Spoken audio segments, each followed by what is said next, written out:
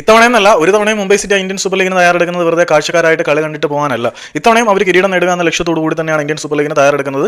ഏതായാലും അവർ ഉദ്ഘാടന മത്സരത്തിൽ തന്നെ മോഹൻ ബഗാൻ സൂപ്പർ ജയൻസുമായിട്ട് ഏറ്റുമുട്ടുന്നുണ്ട് എന്നുള്ളത് മുംബൈ സിറ്റിയുടെ ആരാധകർക്ക് ആഘോഷിക്കാനുള്ള വക നൽകുന്നുണ്ട്. മുംബൈ സിറ്റിയുടെ ഒരു സ്കോഡിനെ കുറിച്ച് നമ്മൾ പറയുകയാണെങ്കിൽ അവർ അധികം വലിയ അഴിച്ചുപണികൾക്കൊന്നും നിന്നിട്ടില്ല. അവരുടെ ആ ഒരു സ്റ്റേബിൾ ഡിഫൻസീവ് യൂണിറ്റ് അതുപോലെ ഉണ്ട്. ടിരിയും വാനേഫും പിന്നെ നമ്മുടെ ക്രൗമയും ഒക്കെ ഉള്ള അവരുടെ പ്രതിരോധ നിര ഏകദേശം ഒരുപോലെ തന്നെ നിൽക്കുകയാണ്. പിന്നെ മുന്നേറ്റ നിരയിലേക്ക് അവർ പ്രതിരോധത്തിലേക്ക് ആളെ കൊണ്ടുവന്നില്ല എന്ന് പറയാൻ പറ്റില്ല. ഒരുപാട് ഇന്ത്യൻ പ്ലേയേഴ്സിനെ അവർ പ്രതിരോധത്തിലേക്ക് കൊണ്ടുവന്നിട്ടുണ്ട്. പിന്നെ ഹിതേഷ് ആയാലും വന്നിട്ടുണ്ട്. പിന്നെ ഗോൾ കീപ്പറായിട്ട് നമ്മുടെ മലയാളി താരം ടി പി രഹനീഷ് വന്നിട്ടുണ്ട്. അങ്ങനെ നിരവധി താരങ്ങളെ മുംബൈ സിറ്റി കൊണ്ടുവന്നിട്ടുണ്ട്. പിന്നെ എന്തിനേറെ പറയുന്നു, മധ്യനിര ഏറ്റവും ഡൈനാമിക് ആയി എന്ന് തന്നെ പറയാം. ജംഷഡ്പൂർ എഫ് സിക്ക് വേണ്ടി ലെജൻഡറി പെർഫോമൻസ് കാഴ്ചവെച്ച ജെറമി മെൻസോറോ എന്ന സൂപ്പർ താരം അവരുടെ മധ്യനിരയിലേക്ക് വന്നപ്പം വേറെ ലെവൽ പെർഫോമൻസ് ഇനി അവരുടെ മധ്യനിരയിൽ നിന്നും പ്രതീക്ഷിക്കാം. പിന്നെ ബ്രാൻഡൻ ഫെർണാണ്ടസിനെ തിരികെ കൊണ്ടുവന്നിട്ടുണ്ട്. മുംബൈ സിറ്റിയുടെ താരമായിട്ടുള്ള ബ്രാൻഡൻ ഫെർണാണ്ടസ് കുറേ കാലം എഫ് സി ഗോവയുടെ പോസ്റ്റർ ബോയ് ആയിരുന്നു. അവിടെ നിന്ന് തിരികെ കൊണ്ടുവന്നിട്ടുണ്ട്. പിന്നെ ലാലിയൻസ്വാല ചാങ്തെ പോലെയുള്ള താരങ്ങൾ അവരുടെ മധ്യനിര അടക്കി ഭരിക്കാൻ തയ്യാറായി നിൽക്കുന്ന സാഹചര്യത്തിൽ, മധ്യനിരയും മുന്നേറ്റ നിരയും അടക്കി ഭരിക്കാൻ തയ്യാറായി നിൽക്കുന്ന സാഹചര്യത്തിൽ ജെറമി മെൻസോറോയുടെ അഡീഷൻ തന്നെ അവർക്ക് വളരെ വലിയൊരു കരുത്ത് നൽകും എന്ന കാര്യത്തിൽ യാതൊരു സംശയമില്ല.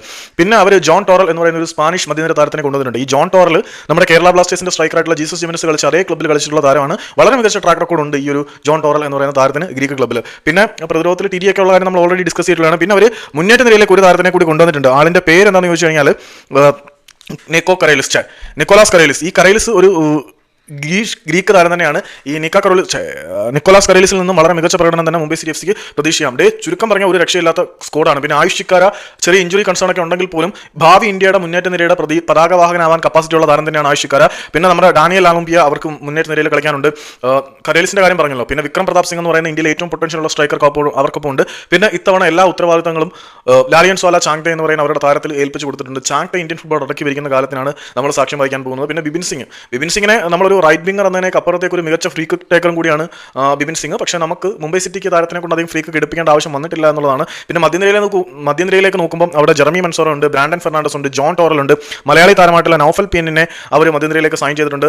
പിന്നെ നിക്കും ഗ്യാമറിനെ അവർ ലോണിൽ വിട്ടായിരുന്നു, തിരിച്ചു വിളിച്ചിട്ടുണ്ട്. ഹിതേഷ് ശർമ്മയെ അവർ സെൻട്രൽ മിഡ്ഫീൽഡറായിട്ട് കൊണ്ടുവന്നിട്ടുണ്ട്.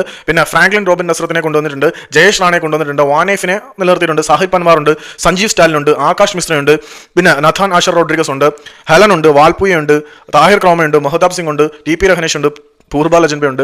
എങ്ങനെ നോക്കിയാലും മോഹൻ ബഗാൻ സൂപ്പർ ജയൻസിനെ അടിക്കാനുള്ള കരുത്തൊക്കെ മുംബൈ സിറ്റി എഫ് സിക്ക് ഉണ്ട്. പിന്നെ ലീഗിലെ സ്റ്റാർട്ടറാണ്. ആ സ്റ്റാർട്ടറിൽ മോഹൻ ബഗാൻ സെറ്റ് ആവുന്നതിന് മുംബൈ സിറ്റി അടിക്കാനുള്ള ചാൻസ് ഉണ്ടെന്നാണ് തോന്നുന്നത്. പക്ഷേ ഇൻ പേപ്പർ സ്കോഡത്തും മറ്റു കാര്യങ്ങളൊക്കെ നോക്കുമ്പോൾ മോഹൻ ബഗാൻ സൂപ്പർ ജയൻസിന് അഡ്വാൻറ്റേജ് ഉണ്ട് എന്നത് സമ്മതിക്കാതിരിക്കാൻ പറ്റില്ല. പക്ഷേ മോഹൻ ബഗാന്റെ സമീപകാല പ്രകടനങ്ങൾ ആശ്വാസം നൽകുന്നുണ്ടോ എന്നുള്ള ഒരു ചോദ്യചിഹ്നമായിട്ട് അവിടെ അവശേഷിക്കുന്നുണ്ട്. ഇപ്പോൾ മുംബൈ സിറ്റിയുടെ റിസർവ് ടീം ഡ്യൂറന്റ് കപ്പിൽ നാട്ടുകാരായി അടി വാങ്ങിച്ച് മെഴുകിയെങ്കിൽ പോലും അവരുടെ സീനിയർ ടീം തായ്ലൻഡിൽ പോയിട്ട് വളരെ മികച്ച മത്സരങ്ങളാണ് കളിച്ചിട്ടുള്ളത്. കുറച്ച് കാഷ്വാലിറ്റീസ് ഒക്കെ ഉണ്ടായിരുന്നെങ്കിൽ പോലും നല്ല പെർഫോമൻസ് അവരുടെ സീനിയർ ടീമിന്റെ ഭാഗത്തു നിന്ന് ഉണ്ടായിട്ടുണ്ട്. ജോൺ ടോറലിന്റെ പെർഫോമൻസ് ഒക്കെ എടുത്തു പറയേണ്ടതാണ്. അതിന് എത്രമാത്രം കളിക്കളത്തിൽ ഇമ്പാക്ട് ഉണ്ടാക്കും എന്ന് കാത്തിരുന്ന് കാണാം.